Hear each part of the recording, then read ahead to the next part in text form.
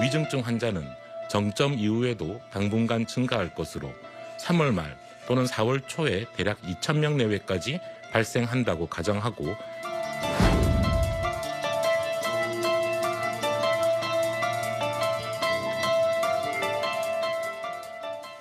코로나19 관련 소식 여러분께 전해드리도록 하겠습니다. 누적 확진자가 1,000만 명을 넘어섰습니다. 김정기 고려대 약학대학 교수님과 함께 이야기를 나눠보도록 하겠습니다. 어서 오십시오. 안녕하세요. 교수님, 누적 확진자 1,000만 명 넘었다. 이게 어떤 의미가 있을까요? 일단 누적 확진자 1,000만 명 중에 우리가 좀 분석을 해봐야 되는데 100만 명 정도는 지난 1월 달까지, 그러니까 코로나19가 발생하고 나서 1월 달까지 발생했던 확진자고요. 그 뒤에 900만 명이 오미크론이 유행하면서 발생한 신규 확진자다 이렇게 보시면 될 것 같고, 뭐 해외도 마찬가지였지만 우리나라에서도 오미크론 확산세가 굉장히 가파르다. 그래서 큰 규모의 신규 확진자를 낳고 있다 이렇게 보시면 될 것 같습니다. 그리고 제가 궁금한 게 말이죠. 코로나19 상황 관련해서 처음에 스웨덴 같은 나라가 이른바 집단 면역 실험을 해보겠다. 네. 백신도 안 맞고 그냥 예전처럼 살아보겠다라고 하지 않았습니까? 네, 그래서 인구의 전체 인구의 20%가 감염이 되면 집단 면역이 형성되는 것 아니냐는 예전에 연구 결과가 많이 있었던 것으로 기억을 하는데 오늘 방역 당국이 그게 꼭 그렇다고 단정할 수 없다. 네네. 20%라고 한다면 우리 인구로 치면 1,000만 명이란 말이죠. 네. 어떻게 보세요?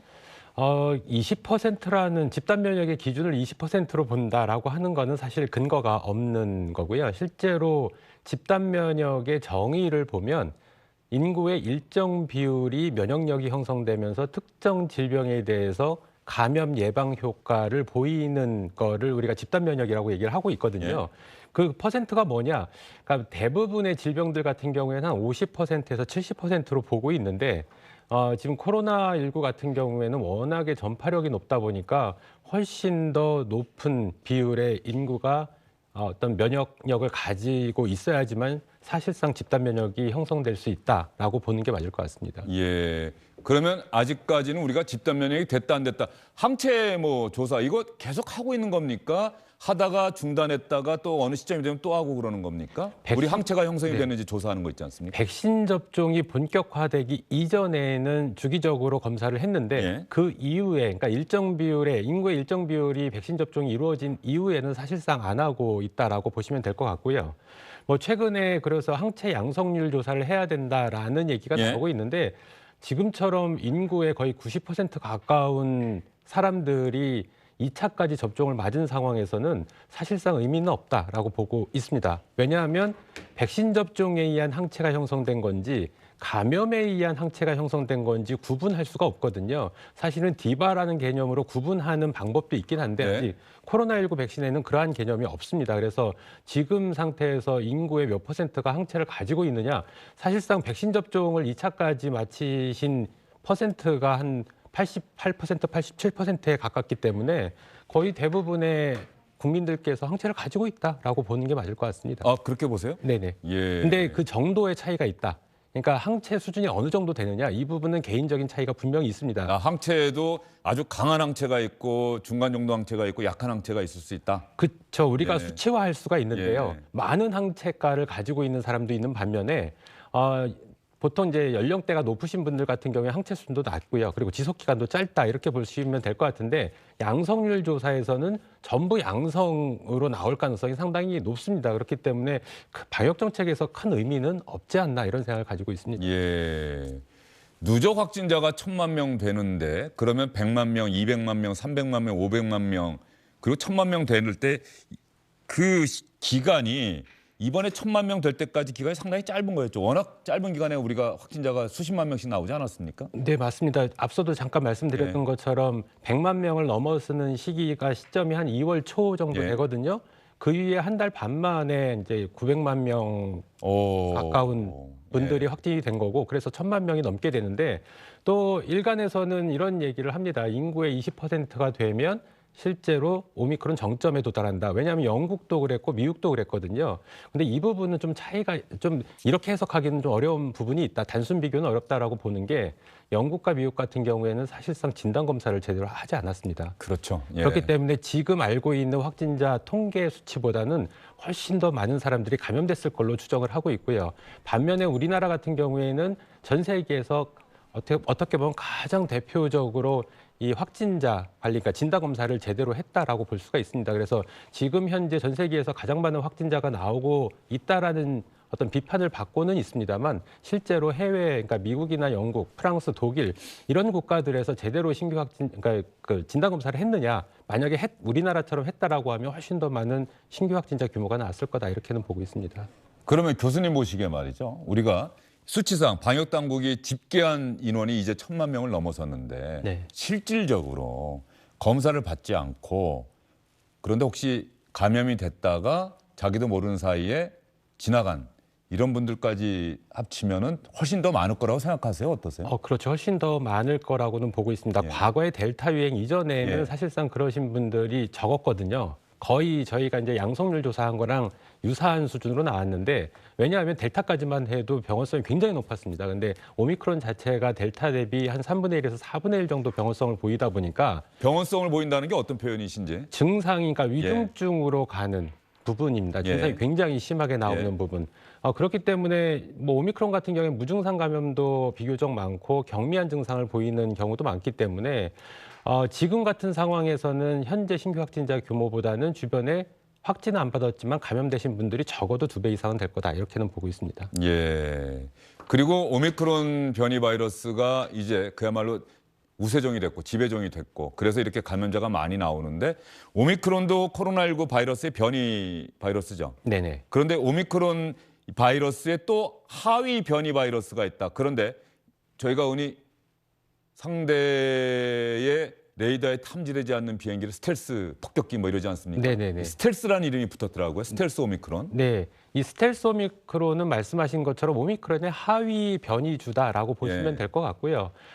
초창기에 스텔스라는 이름이 붙었던 이유는 우리가 PCR로 확진 검사하는 개념이 아니라 변이주를 분석하기 위한 PCR 검사를 시행하는데 여기에서 잡히지 않는 그런 변이주가 나왔기 때문에 그걸 스텔스 오미크론 이렇게 얘기를 했거든요. 근데 우리나라에서 그 뒤에 변이주를 감별할 수 있는 진단법, PCR 진단법에서는 스텔스 오미크론도 지금은 검출이 가능하다라고 보시면 될 것 같습니다. 근데 한 가지 특이한 점은 스텔스 오미크론이 오미크론 대비 전파력이 최소 30%, 많게는 지금 화면에는 50%까지 나옵니다만 많게는 일부 연구진은 80%까지 높다라고 얘기를 하고 있습니다. 그러다 보니까 현재 오미크론을 대체하면서 스텔스 오미크론이 점점 우점화되고 있다. 실제로 전 세계적으로는 60% 검출률을 보이고 있고요. 우리나라도 굉장히 빠르게 증가를 하면서 현재 40%를 넘긴 상황이거든요. 근데 이 스텔스 오미크론이 그러니까 영국하고 미국하고 비교를 하면 영국이나 미국 같은 경우에는 오미크론이 대유행했던 시기와 최근에 스텔스 오미크론이 우점화되면서 다시 유행세를 보이고 있거든요. 근데 우리나라는 이 두 개의 유행 부분이 같이 중첩돼 있다. 그래서 당초에 오미크론의 정점을 예상했던 시기보다 뒤로 밀릴 가능성이 상당히 높고 정점에서 유지되는 기간 그리고 감소하는 기간도 더디게 감소하면서 유행이 장기화될 가능성은 상당히 높아 보인다 이렇게 볼 수가 있습니다. 이 코로나 와중에 저희가 흔히 많이 들었던 이야기가 전국의 뭐 병상 확보율, 위중증 환자 병상 가동률 이런 얘기가 참 많이 나오는데 말이죠. 이 코로나19 확진 판정받고 위중하신 분들이 뭐 이른바 중환자실 이런 병상을 쓰고 있는 건데 말이죠. 다른 질환으로 인한 그 중환자실에 계신 분들의 치료가 지금 지장을 받고 있습니까? 아니면은 예전과 같은 수준으로 우리 병원이 돌아가고 있습니까? 당연히 지장을 받죠. 왜냐하면 코로나19 특히 델타가 유행하면서 병상 부족 문제가 발생을 한때 했었거든요. 상당히 심각한 상황까지 네. 갔었죠. 대기 환자도 굉장히 예. 많았고 그러다 보니까 그러니까 코로나19가 아닌 다른 질병 또는 질환이신 분들이 입원을 하고 계시는 병상을 빼서 코로나19 병상으로 대체를 시켰거든요. 그러니까 그 수치만큼 당연히 다른 질병이나 질환에 대해서 의료 서비스를 받아야 되실 분들이 제때 못 받고 있다. 이렇게 보시면 될 것 같고 특히 지금 상황에서 오미크론이 유행하고 있는 상황에서 병상 가동률이 안정적이다. 된다라고 방역당국에서 계속 얘기를 하고 있는데 실제로는 그렇지 않거든요. 왜냐하면 지금 음압병실이라든가 이런 부분에서 치료를 원래는 받으셔야 되는 분들이 일반 병실에서 받으시는 분들이 상당히 많거든요. 그러니까 이분들은 카운트가 안 되고 있는 예. 상황입니다. 그래서 종합적으로 보면 병상 부족 문제는 현재도 현실화되고 있다라고 보시는 게 맞을 것 같습니다. 어쨌든 스텔스 오미크론이든 또 기존의 오미크론이든 상당히 전파력이 높고 그래서 많은 사람들이 매일매일 확진 판정을 받고 있고 이제 뭐 많은 분들이 내 주변에까지 다 왔다. 그런데 정작 정부나 방역당국이 해줄 수 있는 거는 이제 거의 없어진 것 아니냐는 얘기도 있는데 맞습니까? 사실상 그렇게 보는 게 맞을 예전에는 것 같습니다. 격리가 되고 그러면은 네. 뭐 약도 갖다 주고 네. 간식도 갖다 주고 그랬는데 또 네. 매일 또 공무원들이 집에 있나 확인도 했는데 이제는 그거 완전히 안 하는 거 아니에요? 아, 그렇죠. 지금 네. 그러니까 그 감염자들에 대해서 일반 관리군과 집중 관리군으로 나누게 되면서 일반 관리군으로 분류되신 코로나19 확진자분들 같은 경우에 사실상 정부에서 뭔가를 해주는 게 없다라고 보시면 될 것 같고요. 반면에 그러면 집중 관리군은 어떠냐? 그 인원수도 굉장히 늘어나다 보니까 관리할 수 있는 여력의 한계점을 그렇죠. 넘어섰거든요. 예. 그래서 지금은 일단 지금 상황에서는 감염이 되지 않게 최선의 노력을 하는 게 가장 좋다. 근데 또 일부에서는 오미크론 자체가 병원성이 낮으니까 감염돼도 괜찮은 거 아니냐라는 생각을 하실 수도 있는데 그렇지 않거든요. 그러니까 이 그 미접종자인 경우에는 지금 치명률 자체가 특히 60세 이상에서는 5%에 달하고요. 그러니까 굉장히 높습니다. 그리고 그러니까 접종자인 경우에도 0.5% 치명률을 보이고 있거든요. 상당히 높은 수치다. 그리고 60세 미만의 연령대에 있어서도 증상 자체가 독감보다도 오히려 굉장히 강하다. 그리고 감염되신 이후에 특히 기관지 증상을 보이신 분들은 한 달이 넘어도 수개월 동안 기침이나 가래 같은 증상을 계속 호소하시는 분들이 계시거든요. 그래서 지금 그 증상 자체를 독감이나 감기처럼 치부하기에는 상당히 무리가 있다. 그래서 오미크론은 오미크론이고 독감은 독감이다. 이렇게 보는 게 더 맞을 것 같습니다. 예. 이렇게 확진자가 급증하고 있는데 이제 정부나 또 윤석열 당선인 측 새로운 정부가 또 새로운 정부에서 일하게 될 사람들은 이제 사회적 거리두기는 예전의 일상으로 돌아간다. 이것도 약간 모순적인데 결과적으로 이렇게 확진자가 급증하면서 사회적 거리두기는 거의 없어져가는 수준으로 가는 것 아니냐. 이걸 어떻게 설명을 할 수 있을까요? 이 부분 현재 우리나라가 한때 지난주에 60만 명이 넘는 신규 그렇죠. 확진자가 나왔거든요. 그러니까 현재도 한 50만 명 정도의 신규 확진자 규모를 보이고 있는데 오늘도 그랬고요. 그러니까 지금과 같이 굉장히 큰 규모의 확진자가 발생하는 대표적인 이유가 우리가 방역 조치를 완화했기 때문이거든요. 그렇지 않았으면 한 30만 명, 최대 40만 명에서 멈췄을 텐데 그렇지 않기 때문에 거의 2배 가까운 신규 확진자 규모가 발생을 하고 있는 거고 여기에서 거리두기까지 완화를 한다 또는 해제를 한다라고 하면 확진자 규모는 훨씬 더 늘어나고 정점에 도달하고 나서 유지되는 기간도 길어지고 완화되는 시점도 굉장히 길어질 거다라고 볼 수가 있습니다. 근데 이 부분은 사실상은 그러니까 우리가 컨트롤된 실험, 그러니까 통제된 실험으로 분석을 할 수가 없는 부분이라 확실하게 결과론적으로는 장담할 수는 없지만 많은 전문가들이 그렇게 예측을 한다. 그게 가능성이 훨씬 더 높다. 이렇게 보시는 게 맞을 것 같습니다. 정점은 언제 지날 것 같습니까? 이번 주 추이를 좀 보는 게 가장 네. 핵심이다라고 저는 개인적으로 생각을 하고 있는데 아무래도 이번 주 추이가 감소세로 전환하는 양상을 보인다라고 하면 앞으로 1, 2주 사이에 정점이 올 걸로 보고 있고요. 그렇지 않으면 그 뒤에 조금 더 길어질 수도 있다. 거기에 가장 큰 변수가 스텔스 오미크론, 그러니까 전파력이 오미크론보다 훨씬 높기 때문이다라고 생각을 하고 있습니다. 예. 마스크는 우리 교수님이 지난번에 조심스럽게 전망을 한번 해주신 적이 있는데 실외 마스크는 언제쯤이면 저희가 벗을 수 있을까요? 여름이 지나야 되지 않을까라는 생각을 여름까지는? 가지고 있습니다. 예. 왜냐하면 계절적인 요인도 분명히 반영이 되거든요. 이제 온도가 올라가게 되면 그런데 분명히 이 얘기 들을 때마다 저는 좀 의아한 게 미국이나 유럽은 뭐 스포츠 경기 보면 이제 아예 안 쓰잖아요. 우리는 왜 이렇게 오래 걸리죠? 거기는 진단 검사도 하지 않고요. 예, 예. 그리고 이제 국민들 자체가 예. 감염돼도 마찬가지로 영국이나 미국도 정부에서 해줄 수 있는 게 없거든요. 그러니까 그냥 이렇게 지내는 게 낫다라고 생각해서 거의 지금은 이제 포기를 했다라고 보는 게 더 맞을 것 같습니다. 근데 이렇게 됐을 경우에는 위중증 환자 규모가 굉장히 높아지고 치사율도 높아지게 되거든요. 일례로 보면 뭐 미국은 차치하고 대표적인 유럽 국가 영국, 독일, 프랑스를 보면 확진자 규모가 한 2천만 명 규모 정도 되거든요. 그중에 사망자가 한 13만 명에서 16만 명 정도 규모인데 우리나라랑 비교하면 확진자 규모는 한 2배 정도 높습니다. 우리나라가 한 2배 정도 낮고요. 반면에 사망하신 분들의 수치는 거의 10배를 넘습니다. 네. 그렇기 때문에 위중증 환자 관리가 굉장히 중요하다. 근데 이렇게 미국이나 영국이나 유럽 국가들이 치명률이 높아진, 그러니까 사망자 수가 높아진 대표적인 이유가 말씀하신 것처럼 한꺼번에 방역 조치를 완화하고 마스크를 벗었기 때문이다. 그러니까 의료 시스템이 감당을 못했기 때문이다라고 볼 수가 있고 우리나라도 여기서 교훈을 얻을 게 그렇기 때문에 가능한 한 인적 피해를 최소화하는 게 어쨌든 K방역을 성공적으로 마무리하는 가장 큰 일이다라고 생각을 하고 있습니다. 알겠습니다. 이달을 넘기고 다음 달 한 중순 정도 되면은 저희가 좀 가늠을 해볼 수 있을까요? 대략적인 그 시기나 이런 부분들은 그렇죠. 예전의 일상으로 돌아가는 시기를?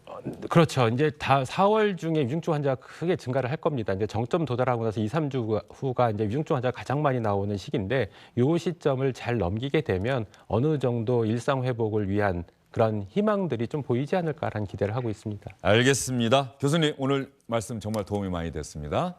감사합니다. 주영진의 뉴스 브리핑 잠시 후에 다시 돌아오겠습니다. 주영진의 뉴스 브리핑 오늘 정치 여담 야담 진행하면서 패널들이 많이 했던 이야기가 민주주의란 결과 못지않게 과정과 절차가 중요한 것이다는 이야기가 지금도 기억에 남습니다.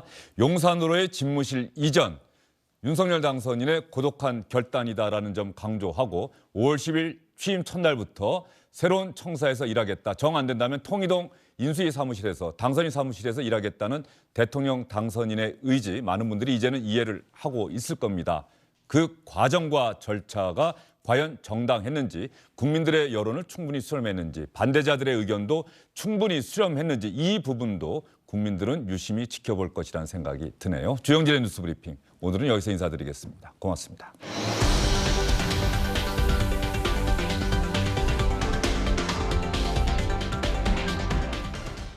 안녕하십니까, 주영진입니다. 더 많은 뉴스와 라이브 이벤트를 보고 싶으시다면 화면 오른쪽을 눌러서 구독해 주시기 바랍니다. 저희 SBS 앱을 다운로드 받으시면 뉴스 속보 알림도 받아보실 수 있습니다. 텔레비전으로도 SBS 뉴스, 유튜브로도 SBS 뉴스 잊지 마시기 바랍니다.